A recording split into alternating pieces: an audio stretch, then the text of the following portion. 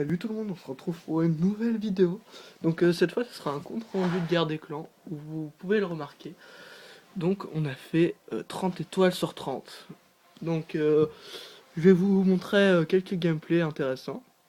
Donc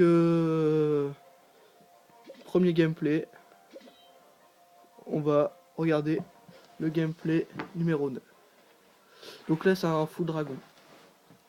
Basique. Bon, le village en face est pas mal, hein, franchement, on peut se le dire. Voilà, je vais accélérer un peu les gameplays parce que sinon ça va être un peu long pour vous. Donc là c'est un feu dragon, tout ce qu'il y a de plus basique. Donc il y aura plusieurs types d'attaques, donc fou dragon et goïf, majoritairement. Voilà.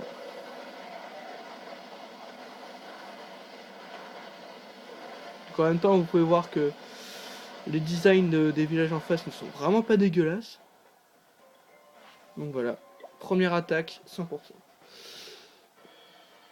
Bon, le dernier c'est le 7 qui l'a attaqué, donc il n'y a aucun intérêt. Donc le 8, attaque au fou dragon, pareil. Bon là le village est un peu plus mauvais, mais ça reste quand même un village HDV7 avec de bonnes défenses. Les anti-aériens étaient très exposés cette fois-là, donc c'était un jeu d'enfant. Voilà. Ça passe très très large.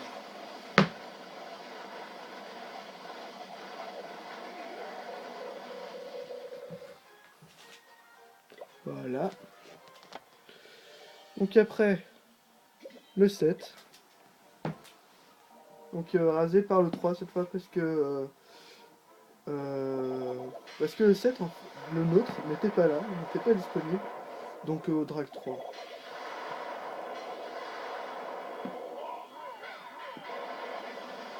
Là ça va passer très très large, même s'il a fait la petite erreur d'attaquer face au propulseur. Mais bon, avec des dragons level 3, ça passe vraiment très large. Voilà. 100%. Quelques petites mines et voilà. 100% réalisé. Ensuite, nous avons le 6 rasé par le 4. Donc ça ne change rien du tout en fait.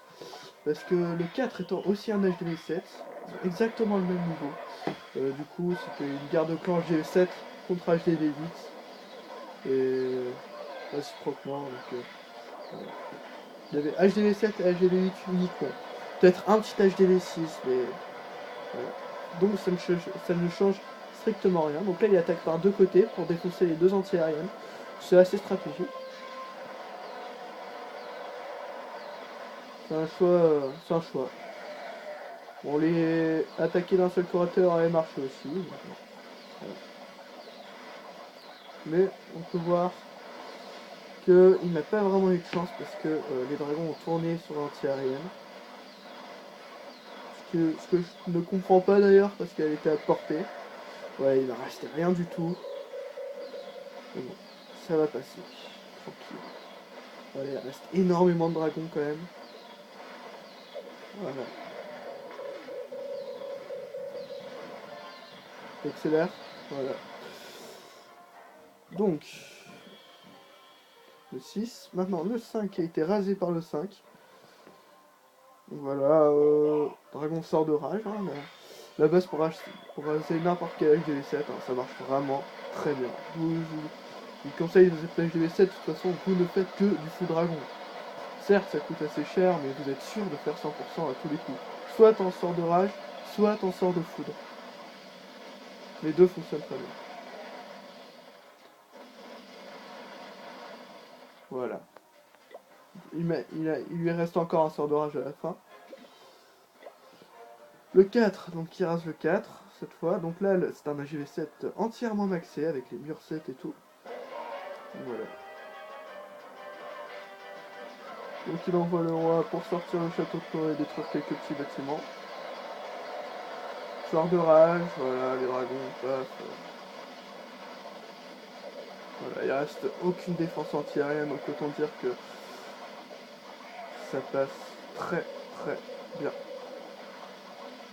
À la limite, c'est les petits Tesla qui font mal, mais bon, à ces niveaux-là, c'est des chatouilles pour eux. Voilà, et là c'est cabane d'ouvriers. Donc voilà, les cabanes d'ouvriers. Donc là on va passer à la partie Go Whip. Donc le 3 avait fait que 2 étoiles là-dessus. Donc c'est le 1 qui va finir, donc ça va passer très large cette fois-là. Donc voilà, un Go Whip cette fois. Sort sismique, sort de soin, sort de rage, c'est vraiment une compo qui marche vraiment très bien.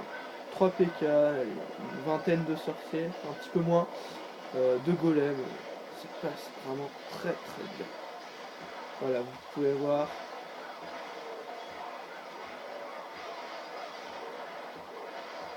C'est beau. Voilà, il reste la petite Tesla, le Tesla 1, ça fait vraiment rien du tout les gars. Voilà. C'était assez facile. Le 3 l'avait tenté au dragon, malheureusement c'était vraiment un village anti-dragon. Il avait quand même fait 85%, donc bravo à lui quand même. Le 2, donc attaqué par moi-même.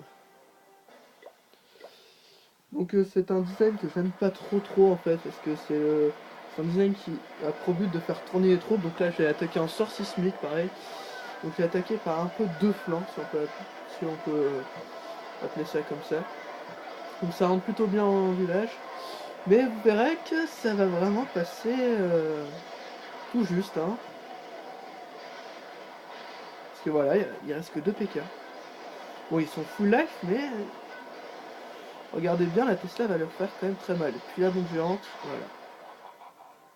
Le 100% qui est quand même passé pas vraiment très large cette fois. Bon, le design est assez compliqué à gérer, je trouve. Donc cette fois-là, c'est le 1 qui attaque le 1, il l'a complètement défoncé. Bon, le début de l'attaque, on aurait dit que c'était un petit peu cafouillé, mais vous allez voir qu'après ça va passer très large. Voilà, il lance un petit peu en tas, mais après ça rentre dans le village et c'est un gros massacre. Voilà, tu vois, vous voyez, les PK rentrent dans le village, les sorciers juste derrière, donc ça c'est vraiment très bien. Le rage, voilà, les golems qui font bien leur travail sur les Tesla. Voilà, le roi. Voilà, c'est un pur massacre.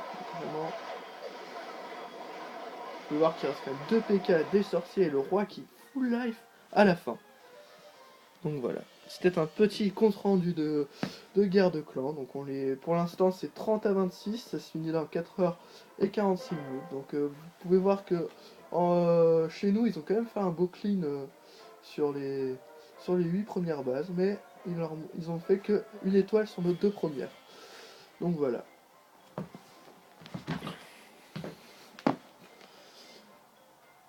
Ceci était petit compte rendu de guerre des clans. Guerre des clans à 10. Voilà. Donc je vous dis à bientôt pour une nouvelle vidéo. Ce sera sûrement aussi une nouvelle guerre des clans. Soit on verra les attaques en live, soit ce sera aussi un compte rendu. Je ne sais pas ce que je vais encore faire. En tout cas, je vous souhaite une très bonne semaine et à dimanche prochain.